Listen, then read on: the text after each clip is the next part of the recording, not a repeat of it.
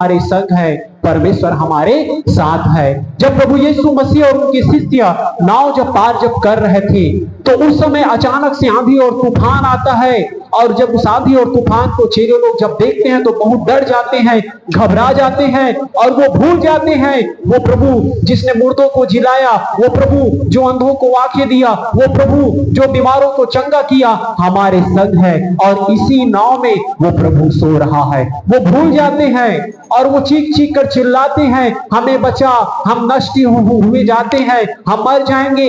ये आंधी और तूफान इतना भयंकर है कि इस झील में डूबकर हम मर जाएंगे, हमें बचाइए।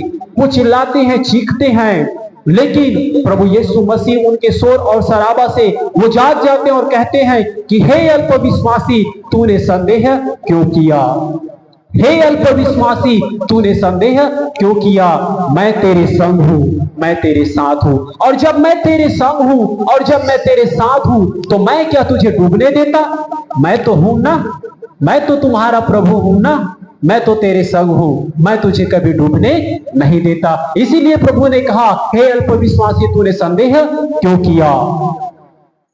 वो सर्वशक्तिमान परमेश्वर का वचन जो पवित्र शास्त्र बाइबल में 300 से अधिक बार लिखा गया है, अनेकों बार बाइबल में लिखा गया, उत्पत्ति से लेकर प्रकाशित वाक्य तक जगह जगह पर लिखा गया है, मैं तेरे संग हूं, मैं तेरे साथ हूं, मैं तेरा अल्फा ओमेगा परमेश्वर हूं। हमारा प्रभु महान है, वो अद्भुत खुदा है, वो हमारे संग है।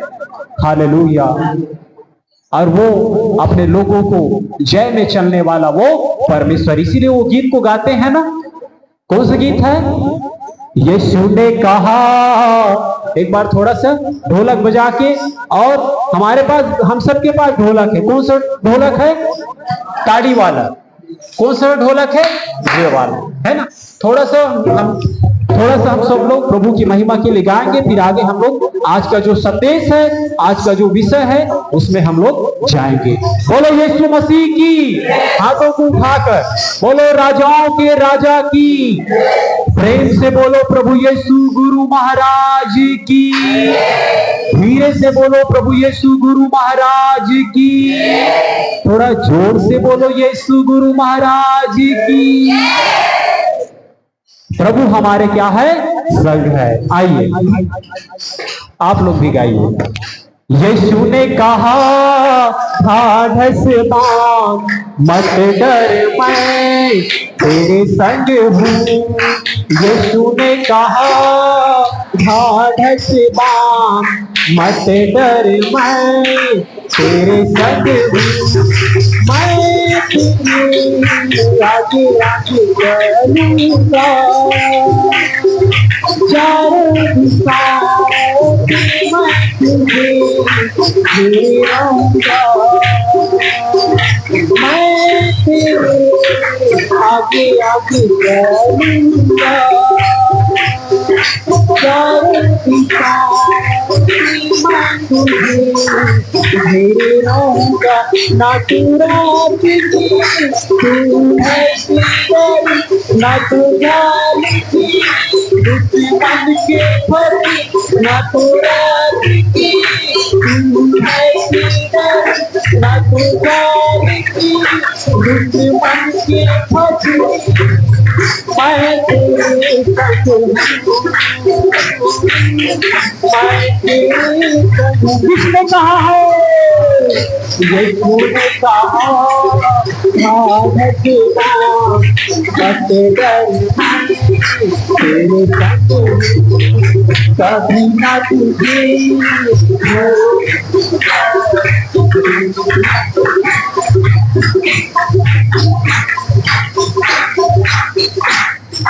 बोलो यीशु मसीह की। प्रभु किसके साथ है? बोलिए मेरे साथ। किसके साथ है?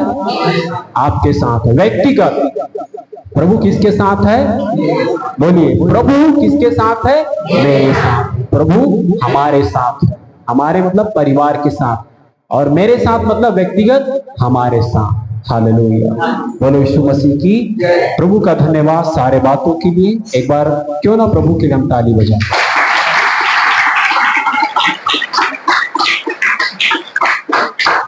आइए प्रभु के प्यारे लोगों, आज का जो संदेश है, आज का जो विषय है, उस संदेश में हम आगे बढ़ते हैं। और आज परमेश्वर अपने वचन के द्वारा आप लोगों से बातें करेंगे और कुछ अच्छी बातों को प्रभु का वचन आप सबको सिखाएंगे। और मैं भी प्रयास करूंगा कि अच्छी बातों को मैं आप लोगों को परमेश्वर के वचन के द्वारा सिखा सकूं। आपका जीवन दिन प्रतिदिन जो है नया होता चला जाए, आपका जीवन रूपांतरित होता चला जाए। प्रभु आपको नया करे, आशीषों से भरे। आज का संदेश में हम लोग जाएंगे। हालेलुया। इस दुनिया में हम देखते हैं कि झगड़ा है, लड़ाई है, मारपीट है, भाई भाई में झगड़ा हो जाता है, माँ बाप में झगड़ा हो जाता है, लोग हत्याएं कर रहे हैं, लालच है, बैर है, भाव है, एक दूसरे को घात करते हैं, एक दूसरे को के खून बहा देते हैं, लोग व्यभिचार में फंसे हुए हैं, लोग लालच कर रहे हैं, लोग पता नहीं कैसे गंदे और बुरे कामों को लोग कर रहे हैं। और ये जो लोग जो डाह कर रहे हैं, जो लोग लालच कर रहे हैं, जो ऐसे कामों को कर रहे हैं जो परमेश्वर कदाचित कभी नहीं चाहता कि मेरे अपने लोग, मेरे अपने बच्चे इन कामों को करें, ऐसा हमारा परमेश्वर कभी भी नहीं चाहता। लेकिन उनके लोग, और उनके लोग भी नहीं, संसार में भी बहुत से ऐसे लोग हैं जो ऐसे गलत कामों को कर रहे हैं, हत्या, मर्डर, डाहा और भी पता नहीं ऐसे ऐसे काम, भयंकर पाप, अपराध और धर्म और बुरे काम को लोग कर रहे हैं। और करने का कारण क्या है? कोई इसका जवाब दे सकता है? लोग जो है हत्याएं करते हैं, लालच करते हैं, चोरी करते हैं, डकैती कर रहे हैं। क्यों कर रहे हैं? किस लिए कर रहे हैं? कोई जवाब दे पाएंगे? कोई उत्तर दे सकते हैं? चलो मैं ही देता हूं। लोग जो है चोरी करते हैं, क्यों करते हैं?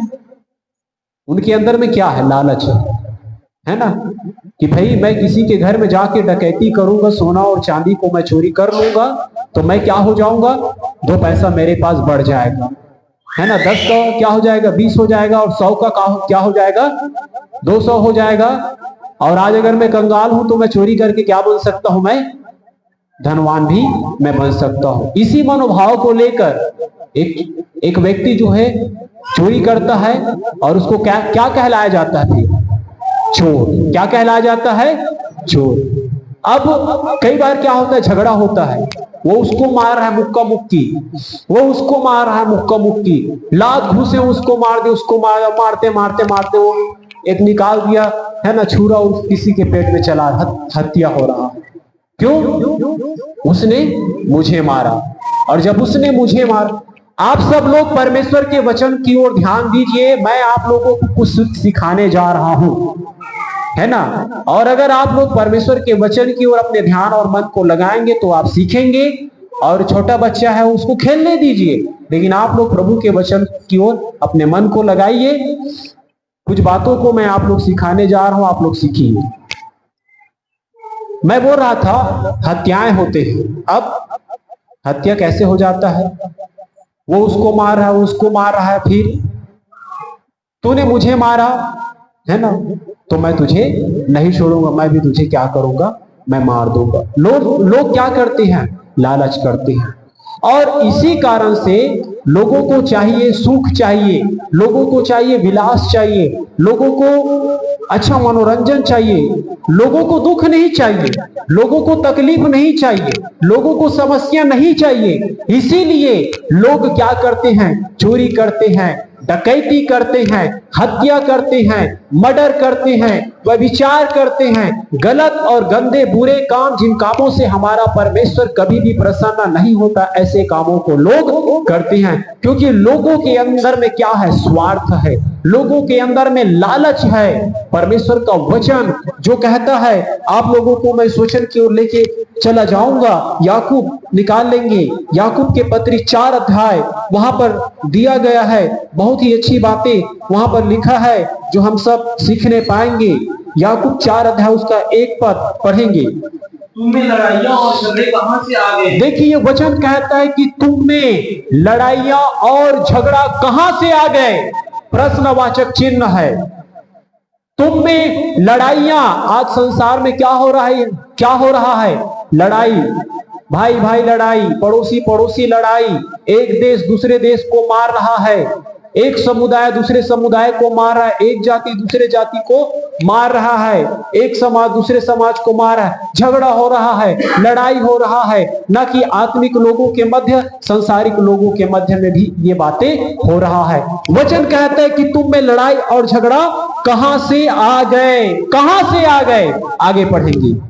क्या उन सुख विलासों से नहीं? क्या उन सुख विलासों से नहीं? क्या उन सुख विलासों से नहीं? आगे, जो तुम्हारे अंगों में लड़ते भिड़ते हैं। जो तुम्हारे अंगों में लड़ते और भिड़ते हैं। तुम्हारे अंगों में क्या होता है? लड़ते और भिड़ते। सुख विलास, लोगों को क्या चाहिए? सुख चाहिए। मैंने बताया ना, एक चोर व्यक्ति चोरी क्यों करता है? 20 का क्या हो जाए? 40 हो जाए, 40 का क्या हो जाए? 80 हो जाए। कंगाल हूं तो क्या बन जाऊं? धनवान बन जाऊं। लेकिन ये कभी नहीं सोचता कि जो काम मैं करने जा रहा हूं, चोरी का काम, ये प्रभु की दृष्टि में गलत है और इन कामों को मुझे नहीं करना चाहिए। शरीरों में क्या होता है? आपस में, यहां पे लिखा है अंगों में लड़ाई होते हैं। बाइबल का वचन कहता है कि हम जितने भी जो लोग हैं इस संसार में, हमारा एक खुदा है और हम सब उसके क्या है? बच्चे हैं। हम सब अंग है उसके।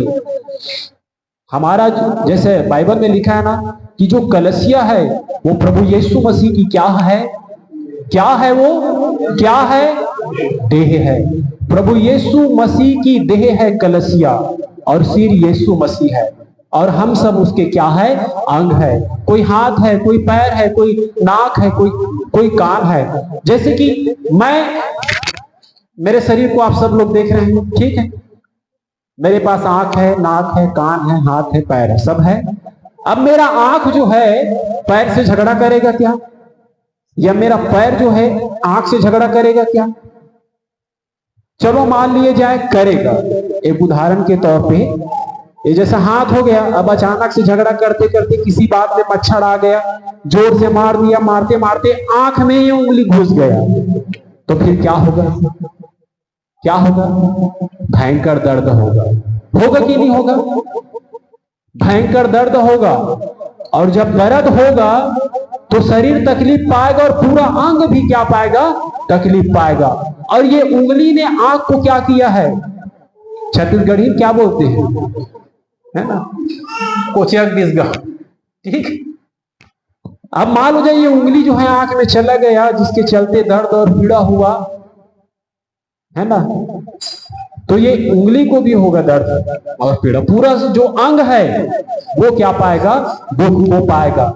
लेकिन एक व्यक्ति जो है गंदे और बुरे को काम करने वाला, एक चोरी करने वाला, ये कभी भी नहीं सोचता कि हमारा एक परमेश्वर है और जिस व्यक्ति के घर में मैं डाका डालने जा रहा हूं वो मेरा भाई है।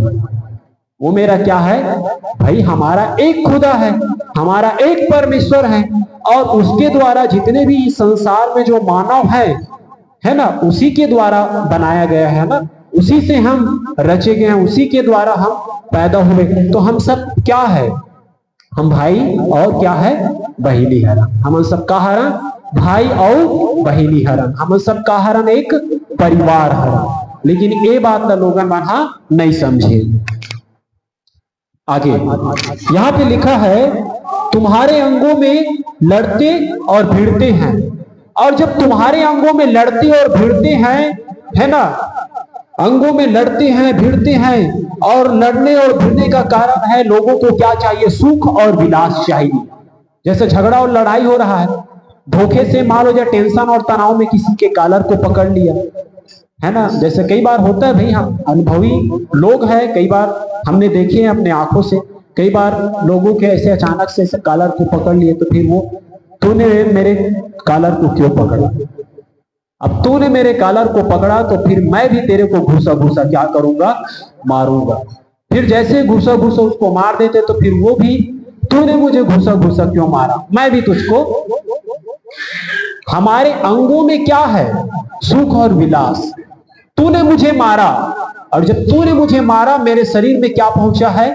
चोट पहुंचा, मेरे शरीर में दर्द हो। अब मैं तुझको नहीं छोड़ूंगा, तुझे भी मैं मारूंगा। इसीलिए वचन में लिखा है, लड़ाई और झगड़े कहां से आ गए? क्या उन सुख विलासों से नहीं जो तुम्हारे अंगों में लड़ते और भिड़ते हैं? तुम्हारे अंगों में लड़ते और भिड़ते सुख विलास के लिए उस धनवान व्यक्ति के विषय में सुनिए। वो धनवान व्यक्ति जो बाइबल में लिखा है, लूका रचित सुसमाचार 19 अध्याय में, वो धनवान जो प्रतिदिन सुख विलास धूमधाम के साथ वो रहा करता था, और उसके डेवरी पर एक घाव से भरा हुआ एक कंगाल, एक भिखारी व्यक्ति को लाया जाता था। अब वो इतना धनवान व्यक्ति है, तो क्या वो अपने भंडार में से थोड़ा सा प्लेट में उनके लिए भोजन का प्रबंध नहीं कर सकता था? कर सकता था, लेकिन बाइबल बताता है उसने नहीं किया।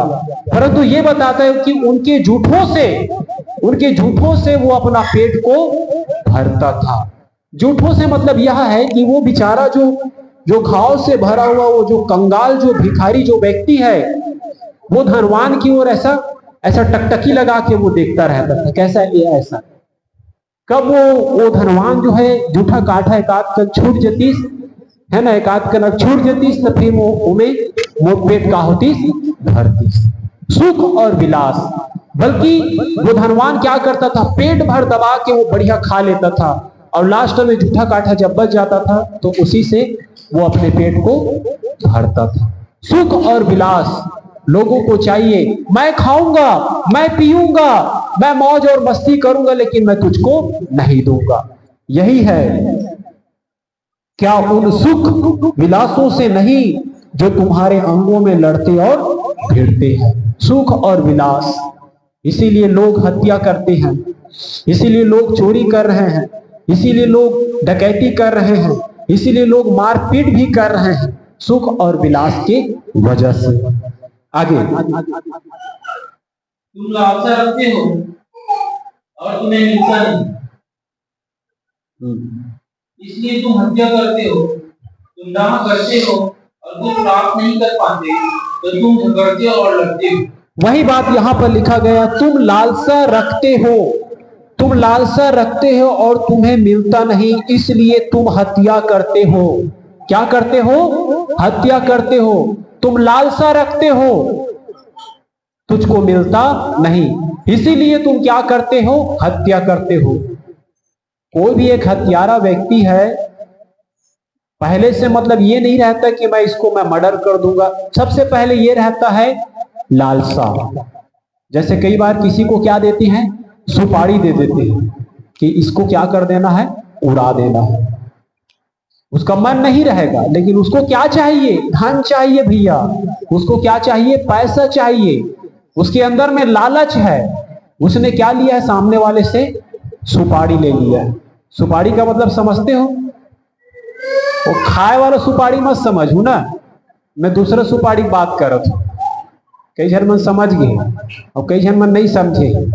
सुपारी के मतलब ये है ना, पैसे से किसी का क्या कर देना? हत्या कर देना। किसी का क्या कर देना? उसको निपटा देना, इसी को कहते हैं। तो लोग क्या करते हैं? लालच करते हैं, आप मुझको पैसा दे दीजिए इतना, फिर मैं उसको क्या कर देता हूं? ये कर देता हूं। लेकिन यहां पे लिखा है, तुम लालसा रखते हो, तुम्हें मिलता नहीं, इसलिए तुम क्या करते हो? हत्या करते हो। आज जैसे कि जमीन और जायदाद के लिए घर में अगर प्रॉपर्टी है, अगर खेत और खार है, घर और द्वार है, और उस संपत्ति से अगर भाई भाई को अगर हिस्सा नहीं मिल पा रहा है, बहन बहन को हिस्सा नहीं मिल पा रहा है, तो क्या होता है? भाई और भाई मार देते हैं। भाई भाई मिलकर किसी को मार दिया, है ना, किसी दूसरे का नुकसान पहुंचा दिया, वो इसलिए कि हम दुख ना पाए, है ना, हम क्या ना पाए? दुख ना पाए। सुख और विलास, लोगों को क्या चाहिए? सुख और विलास। ये ऐसा कर रहा है, मैं इसको नहीं छोड़ूंगा। इसीलिए लिखा है, तुम लालसा रखते हो और तुम्हें मिलता नहीं, इसलिए तुम हत्या करते, तुम डाह करते हो और कुछ प्राप्त नहीं कर पाते। तुम झगड़ते और लड़ते हो, तुम्हें इसलिए नहीं मिलता, मांगते नहीं। किससे मांगने के विषय में बातचीत कर रहा है? किससे मांगने के विषय में बातचीत कर रहा है? परमेश्वर से। हालेलुया। चलो मान लेते हैं लोगों के जीवन में कंगाली है, लोगों के जीवन में आर्थिक स्थिति ठीक नहीं है, गरीबी है, पैसा नहीं है, तो इसका मतलब क्या किसी को मार देना, किसी के घर में जाके चोरी कर देना? नहीं, ये गलत है, ऐसा काम हमें नहीं करना है, हमें ऐसा काम नहीं करना। लेकिन लोग ऐसा ही कर रहे हैं, इसीलिए बाइबल का वचन कहता है तुम मांगते नहीं हो इसीलिए तुझे नहीं मिलता। मांगते नहीं इसीलिए तुझको मिलता नहीं, हमें मांगने की जरूरत है। और आगे और भी कुछ बात प्रभु का वचन हमें सिखाता है, तुम मांगते नहीं इसलिए नहीं मिलता, और जब तुम मांगते भी हो तो बुरे उद्देश्य के साथ, बुरे सोच और विचारों के साथ तुम मांगते, इसीलिए तुझको नहीं मिलता। अगर हमारा मन, हमारा हृदय अगर अच्छी बातों को अगर परमेश्वर से मांगे तो क्या प्रभु नहीं देगा? वो देगा।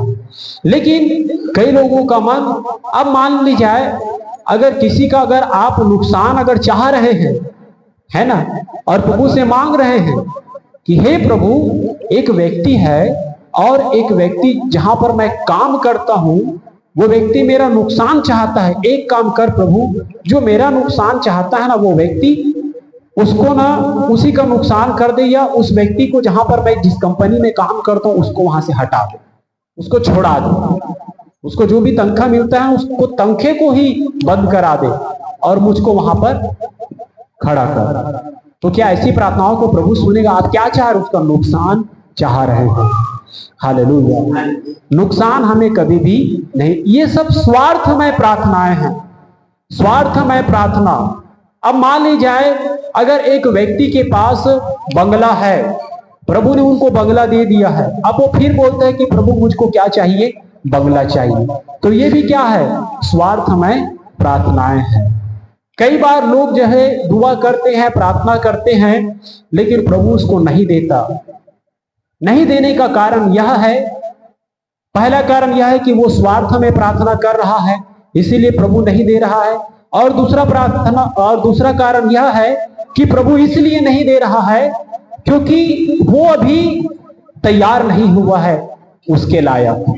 जैसे कि आप किसी बड़े चीज को परमेश्वर से मांग रहे हैं, ध्यान से सुनिए और समझिए, आप परमेश्वर से किसी बड़े चीज को मांग रहे हैं लेकिन प्रभु आपको नहीं दे रहा। तो नहीं देने का कारण यह है कि परमेश्वर आपको तैयार कर रहा है, इसीलिए नहीं दे रहा।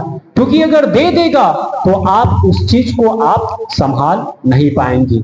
अगर आप, जैसे कि कोई व्यक्ति जो है जोश में आकर कार के लिए प्रार्थना कर रहा है कि प्रभु मुझको क्या चाहिए? कार चाहिए और मुझे दे। आप क्यों नहीं दे रहे? प्रभु मुझे दे, मुझको क्या चाहिए? कार चाहिए, आप मुझे दे, मैं आपसे प्रार्थना कर रहा हूं मुझे दे। और उस व्यक्ति को चलाने नहीं आता, तो क्या प्रभु देगा? देगा? चलो चलाने भी नहीं, चलो चलाने आता है, एक उदाहरण के तौर पे, पहले मैंने बोला चलाने नहीं आता, तो प्रभु क्या देगा? नहीं देगा। चलो उसको चलाने आता है, अब उसको देगा कि नहीं देगा? जैसे कहते हैं ना, हाथी को खरीदना क्या है? आसान है, लेकिन उसका भरण पोषण करना, उसको खिलाना पिलाना क्या है? सरल है कि कठिन है? हो सकता है कई लोगों को लग रहा हो वो सरल है, जंगल में ले जाएंगे भैया, खवाएंगे पियाएंगे, जंगल में न लगेगा हर्रा, न लगेगा फिटकीरी। ऐसा बात नहीं है। इसीलिए परमेश्वर कई बार अपने लोगों को नहीं देता, उसको तैयार करते। एक बार मैंने देखा, एक जन का ना 1 करोड़ का क्या लग जाता है पता है? लॉटरी लग जाता है। और जब 1 करोड़ का जब उसको लॉटरी जब लग जाता है तो वो अपने मुंह को क्या करता है? सर ऐसा करके 1 करोड़ का लॉटरी लग गया, और इतना पता नहीं उसके अंदर में क्या हुआ, उसका बीपी बढ़ गया कि लो हुआ, पता नहीं कैसा क्या है, खल्लास। 1 करोड़ को उसका लॉटरी लगा और वो क्या हो गया, उसका डेथ हो गया, उसको खत्म हो गया। यह है संभालना। हालेलुया। कई बार जिन चीजों के लिए आप और मैं प्रार्थना करते हैं, सबसे पहले ये देखना है कि हम तैयार है कि नहीं, हम उस लायक में है कि नहीं। दूसरा बात यह है कि जिन बातों के लिए हम प्रार्थना कर रहे हैं उसमें स्वार्थ में प्रार्थनाएं तो कहीं नहीं होगा। एक वचन की ओर मैं लेके जाना चाहूंगा। देखिए, हन्ना जो है परमेश्वर से प्रार्थना करता है कि हे परमेश्वर मुझे संतान दीजिए, लेकिन परमेश्वर उनको संतान नहीं देता। वो प्रार्थना करता है मुझे संतान दीजिए, लेकिन प्रभु नहीं देता। ऐसे समय बीतते चला जाता है, लेकिन उसने अपने प्रार्थना करने के तरीके को बदला। उसने कहा कि प्रभु आप मुझे संतान नहीं दे रहे हैं, नहीं दे रहे हैं, तो उसने कहा कि हे परमेश्वर आप मुझे संतान दीजिए, मुझे दीजिए, और जो संतान आप मुझे देंगे वही संतान को मैं जीवन भर के लिए मैं आप ही को दे दूंगा, ताकि वो यहोवा का ही कहलाए, यहोवा के भवन में रहे, आपके सेवा के कार्य को करे। और वही प्रार्थना परमेश्वर ने सुना और परमेश्वर ने उत्तर दिया। कौन सी प्रार्थना? उसने क्या कहा कि हे परमेश्वर आप मुझे क्या दे, संतान दे। जो संतान आप मुझे देंगे उसी संतान को मैं जीवन भर के लिए मैं किसको दे दूंगा, मैं आप ही को दे दूंगा। क्यों? ताकि ये बच्चा आपकी महिमा करे, आपके सेवा के कार्य को करे। मेरा बेटा आपका सेवा करे, मेरा बेटी आपका सेवा करे, मेरे बच्चे आपकी सेवा करें, मेरे लोग आपके काम को इस पृथ्वी पर फैलाने पाए। इसीलिए प्रभु मुझे तू दे, तू मुझे दे, और जब तू मुझे देगा तो मैं मैं तुझे दे दूंगा। ये प्रार्थना स्वार्थमय प्रार्थनाएं है क्या? हो सकता है प्रभु के प्यारे लोगों, कई बार जो प्रार्थनाएं आप और मैं करते होंगे, हालांकि हमको नहीं लगता होगा कि ये स्वार्थ प्रार्थना नहीं है, लेकिन प्रभु का सोच और आपका सोच में जमीन और आसमान का फर्क है। हो सकता है कोई व्यक्ति सरकारी जॉब के लिए प्रार्थना करता हो कि हे परमेश्वर मुझे गवर्नमेंट जॉब दे, मुझे सरकारी जॉब दे, लेकिन प्रभु नहीं दे रहा है। प्रभु नहीं दे रहा है। नहीं देने का कारण क्या है पता नहीं, वो प्रभु जानता हो, प्रभु जानता हो।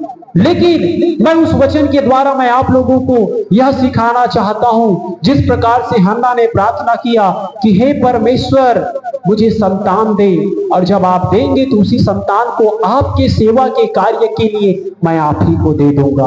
प्रभु के प्यारे लोगों, आज हमें भी ऐसी ही प्रार्थना करने की जरूरत है। हो सकता है हम जॉब के लिए प्रार्थना करते हो सकता है और भी विभिन्न विषय को लेकर आप और मैं प्रार्थना करते हो, बेटा के लिए, बेटी के लिए, रिश्तेदार के लिए, इसके लिए, उसके लिए, बीमारी के लिए, तमाम बातों के लिए हम प्रार्थना करते हो। लेकिन हमें परमेश्वर से यह कहने की जरूरत है, हम प्रार्थना करते हो कि परमेश्वर हमें गवर्नमेंट जॉब दे, तो हमें परमेश्वर से ऐसा बोलने की जरूरत है कि हे प्रभु तू मेरी प्रार्थनाओं को सुन।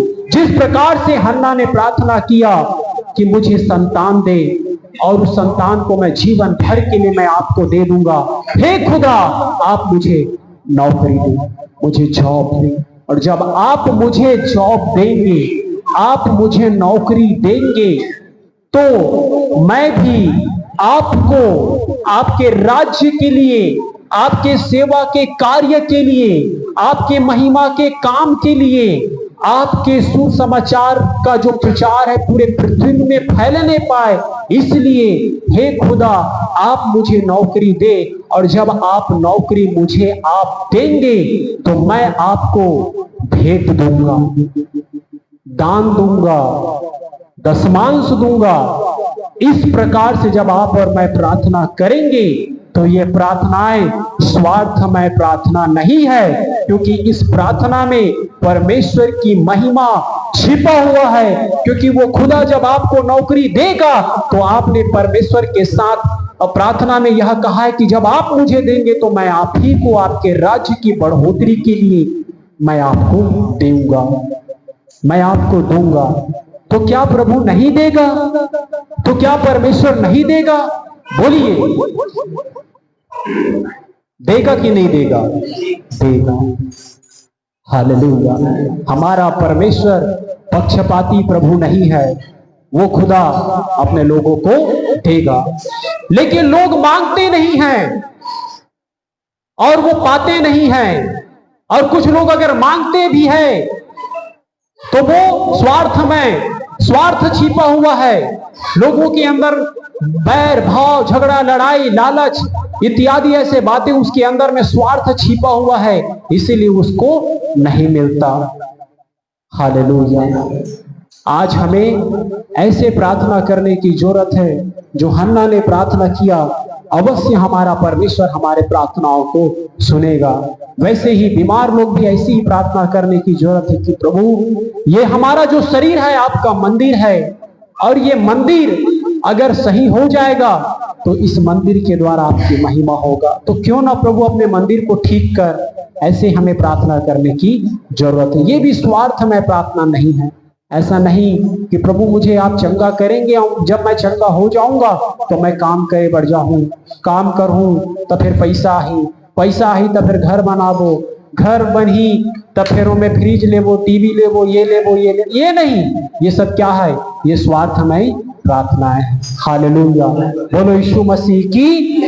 आगे पढ़ेंगे 4:4। हे व्यभिचारिणियों, क्या तुम नहीं जानती कि संसार से मित्रता करनी परमेश्वर से वैर करना है? अतः जो संसार का मित्र होना चाहता है वह अपने आप को परमेश्वर का बैरी बनाता है। यहाँ पे लिखा है, हे व्यभिचारिणियों, क्या तुम नहीं जानते कि संसार से मित्रता करना क्या है? परमेश्वर से बैर करना, परमेश्वर के बैरी बन जाना। आज झगड़ा, लड़ाई, मार पीट, हत्याएं और परमेश्वर को नापसंद करने वाली ऐसी बातें लोगों के अंदर में समाया हुआ है। इसीलिए लोग गलत कामों को कर रहे हैं, क्योंकि वो संसारिक लोग हैं। लेकिन वचन में यहां पे लिखा है,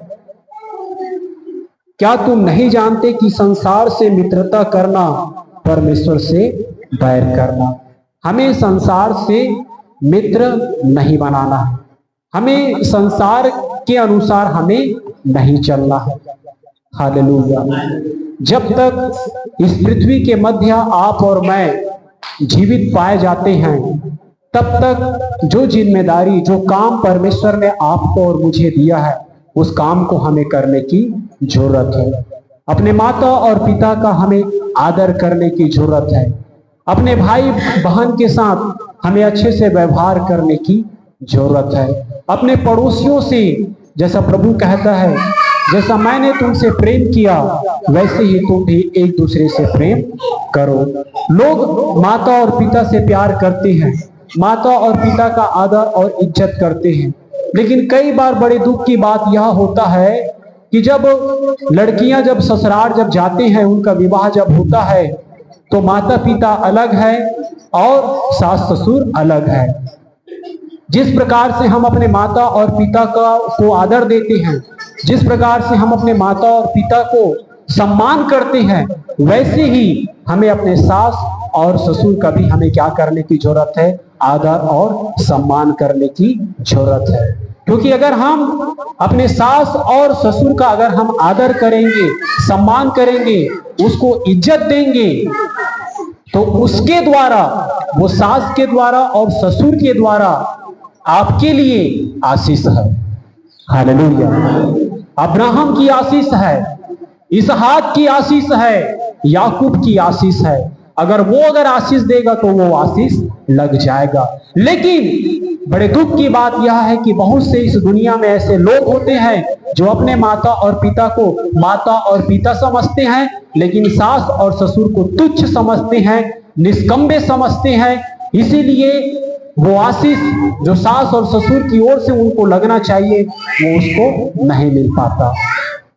आज आपको और मुझे सीखने की जरूरत है। परमेश्वर के वचन के द्वारा हमें संसार से हमें मित्रता नहीं करना है। चाहे आपके जीवन में दुख आए, तकलीफ आए, समस्या आए, जो भी आए, बाइबल में आज हम लोग सीख रहे हैं इसी विषय पे। लड़ाइयां और झगड़ा, वाद विवाद, लालच कहां से आ गए? लोगों को कभी भी दुख नहीं चाहिए, लोगों को कभी भी दुख नहीं चाहिए। यहाँ पे लिखा गया है, क्या उन सुख विलासों से नहीं जो तुम्हारे अंगों में लड़ते और भिड़ते हैं। तुम लालसा तो करते हो परंतु तुम पाते नहीं है, तुम पाते नहीं हो। और वैसे ही सास ससुर को भी चाहिए कि अपने बहुओं को क्या करे, उसको अच्छी बातों को सिखाने पाए, उनका भी आदर करने पाए, उनको भी बेटी का क्या देने पाए, दर्जा देने पाए। यह ना समझे कि ये क्या है, ये मेरा बहू है। तभी एक अच्छा मसीह परिवार निर्माण होगा और एक अच्छा मसीह परिवार दिन प्रतिदिन आगे बढ़ता चला जाएगा और उसके लोग जो है क्या होंगे, आशीषित होंगे। हमें संसार से हमें प्यार नहीं करना। हमारा परमेश्वर, हम उसके बच्चे हैं और बाइबल का वचन कहता है कि परमेश्वर ने आपको और मुझे क्यों बनाया है? अपनी महिमा के लिए बनाया है। तो जब तक इस देह में आप और मैं पाए जाते हैं तब तक हमें उसकी क्या करना है? महिमा करना है, उसकी स्तुति करना है, उसकी तारीफ करना है। और प्रभु ने आपको और मुझे कुछ जिम्मेदारियां दिया है। हो सकता है आप माता और पिता होंगे, हो सकता है आप किसी के बहू होंगे, हो सकता है किसी के दामाद होंगे, हो सकता है आप किसी के माता और पिता होंगे, हो सकता है आप किसी के बच्चे होंगे, हो सकता है बहुत सारे, है ना, एक दूसरे से हम जुड़े हुए हैं। लेकिन जैसा हम जुड़े हैं, जो जिम्मेदारी आपके पास है, माता पिता को माता और पिता का फर्ज निभाना है, सास ससुर को उसका फर्ज निभाना है, बहुओं को बहू का फर्ज निभाना है, दामादों को दामाद का फर्ज निभाना है और हम सबको प्रभु की क्या करना है? महिमा करना है। हालेलुया, बोलो यीशु मसीह की। लेकिन कई बार होता यह है, मान लो जाए अगर सास अगर थके मांदे आ गया काम से, जा चाय बना के ला, उसके मन में चलता रहेगा घर के जम्मो काम न मैं करे हो, थारी मांझो, लोटल मांझो, येला मांझो, ओला मांझो। अब ये आगे है ना, कुर्सी बैठ के महारानी असन और चाय बना के लेके आ। मतलब आप नहीं बना सकते और आप बनाएंगे तो आपको क्या लगेगा? सुख और विलास। आपको सुख नहीं मिल रहा है। बाइबल में इसीलिए लिखा है ना, तुम में लड़ाइयां और झगड़ा कहां से आ गए? क्या उन सुख विलासों से नहीं जो तुम्हारे अंगों में लड़ते और भिड़ते हैं। तुम लालसा रखते हो, तुम्हें मिलता नहीं, इसलिए तुम हत्या करते, तुम डाहा करते हो। हालेलुया, बोलो यीशु मसीह की। आज हम सबको सीखने की जरूरत है कि हम सब अपने माता पिता, भाई बहन, सास ससुर, बहुओं सबका हम आदर करें, सम्मान करें और प्रभु की क्या करने पाए? महिमा करने पाए। संसार का हमें मित्र नहीं होना। अगर हम संसार का मित्र हो जाएंगे तो हम परमेश्वर का क्या बन जाएंगे? बैरी बन जाएंगे। इसीलिए वो वचन कहता है कि हम यात्री के समान हमें इस संसार में जीवन को जीना है। एक यात्रा करने वाला व्यक्ति कहीं जब वो यात्रा करता है तो कभी भी ये नहीं कहता कि ये मेरा है, ये मेरा है, ये मेरा है, ऐसा कभी भी वो नहीं कहता है।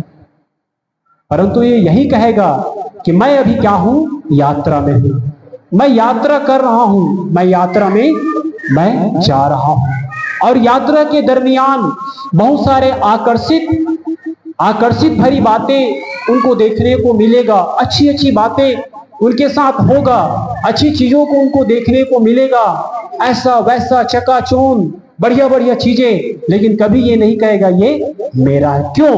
क्योंकि वो यात्रा में है। वैसे ही आप और मैं भी यात्रा में हैं। और जब यात्रा में तो कभी भी हम यह नहीं कह सकते ये मेरा है, ये मेरा। इसलिए सबो पदेशक का लिखने वाला कहता है सब कुछ व्यर्थ है, व्यर्थ है, व्यर्थ है। ज्यादा ज्ञान का, ज्यादा धन का, है ना, एक ही बात सही है, अपने सृजनहार परमेश्वर यहोवा को जानना, उसकी महिमा करना, उसी के लिए जीना, उसी के लिए मरना। हालेलुया। पढ़ लेंगे 5, 6, 7 और 8 लगातार। क्या तुम यह समझते हो, ध्यान से सुनेंगे सब लोग। क्या तुम यह समझते हो कि पवित्र शास्त्र व्यर्थ कहता है जिस आत्मा को उसने हमारे भीतर बताया है? जिस आत्मा को पवित्र शास्त्र व्यर्थ कभी भी नहीं कहता, और पवित्र शास्त्र सिखाता है कि जिस आत्मा को हमारे अंदर बसाया वो कभी भी ऐसी लालसा नहीं करता। डाह मतवाला, लीला क्रीड़ा, लालच, बैर भाव, झगड़ा, लड़ाई, मारपीट, ऐसी लालसा कभी भी वो आत्मा नहीं करता। आगे, वह तो और भी अनुग्रह देता है, वो आत्मा और भी हमें अनुग्रह देता है। इस कारण यह लिखा है, हाँ, परमेश्वर अभिमानियों का विरोध करता है पर दीनों पर अनुग्रह करता है। बाइबल में लिखा है अभिमानियों का क्या करता है? विरोध करता है, परंतु दीनों का क्या करता है? अनुग्रह का। अभिमान नहीं होना। जो लोग अभिमानी हो जाते हैं, जो लोग अभिमानी हो जाते हैं, मैं, ये स्वभाव उसके अंदर में आ जाता है, वही लोग गलत कामों को करते हैं और वही लोग परमेश्वर के हृदय को दुखाते हैं। लेकिन यहां पे लिखा है परमेश्वर अभिमानियों का क्या करता है? विरोध करता है, घमंडी लोगों का विरोध करता है। आपको और मुझे कभी भी घमंडी नहीं बनना है। अगर घमंडी बन जाएंगे तो चूर चूर हो जाएंगे, नाश हो जाएंगे। हमें क्या बनना है? नम्र बनना है, हमें दीन बनना है, हमें उस आत्मा के अनुसार चलना है जो आत्मा कभी भी इन बातों की लालसा नहीं करता। आगे, इसलिए परमेश्वर के अधीन हो जाओ, इसलिए परमेश्वर के अधीन हो जाओ और शैतान का सामना करो। परमेश्वर के अधीन हो जाओ, शैतान का क्या करो? सामना करो। शैतान को अगर कहेंगे आप नष्ट हो जा, नष्ट नहीं होगा। शैतान को कहेंगे आग में जल जा, आग में वो नहीं जलेगा। शैतान को आप कहेंगे पानी में डूब जा, वो नहीं डूबेगा। बाइबल का वचन कहता है कि जब तक आप इस देह में रहेंगे, इस शरीर में रहेंगे, शैतान आएगा, प्रहार करेगा और वो जाएगा भी। वो आएगा और जाएगा, आने और जाना उसका लगा रहेगा। इसीलिए वचन कहता है शैतान का क्या करो? यीशु मसीह ने सामना किया, पतरस ने भी सामना किया। वचन कहता है शैतान का क्या करो? सामना करो। और जब सामना करेंगे तो आगे क्या लिखा है? पढ़ेंगे, तो वह तुम्हारे पास से भाग निकलेगा। जब सामना करेंगे तो भाग जाएगा। आमीन। सामना करेंगे तो वो भागेगा। आगे पढ़ेंगे, परमेश्वर के निकट आओ, परमेश्वर के निकट आओ तो वह भी तुम्हारे निकट आएगा। वह भी तुम्हारे निकट आएगा। परमेश्वर के निकट आप और मैं कैसे जा सकते हैं? प्रार्थना के द्वारा, आराधना के द्वारा, धन्यवाद करने के द्वारा, महिमा करने के द्वारा परमेश्वर के निकट आप और मैं पहुंच सकते हैं। और जब आपका जीवन प्रार्थना करने वाला जीवन होगा, भोर को उठकर प्रार्थना करना, रात रात को प्रार्थना करना, आराधना करना, स्तुति करना, और जब आप परमेश्वर के निकट जब जाने लगेंगे, परमेश्वर के निकट जाने लगेंगे, परमेश्वर के निकट जाने लगेंगे, तो परमेश्वर आपके निकट आएगा। आमीन। बोलो यीशु मसीह की। क्यों ना प्रभु के लिए ताली बजाए।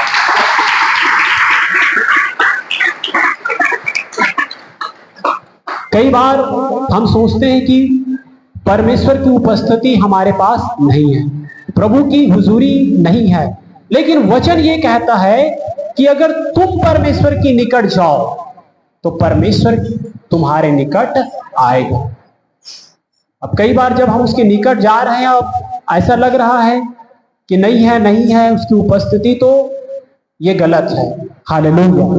हो सकता है एक बार आप गए तो नहीं आया उसकी उपस्थिति, लेकिन हमें आदत डालने की जरूरत, उसके निकट जाने की जरूरत है। और जब हम उसके निकट जब जाएंगे तो प्रभु भी हमारे निकट आएगा। आगे, हे पापियों, अपने हाथ शुद्ध करो। हे पापी लोगों, अपने हाथ को क्या करो?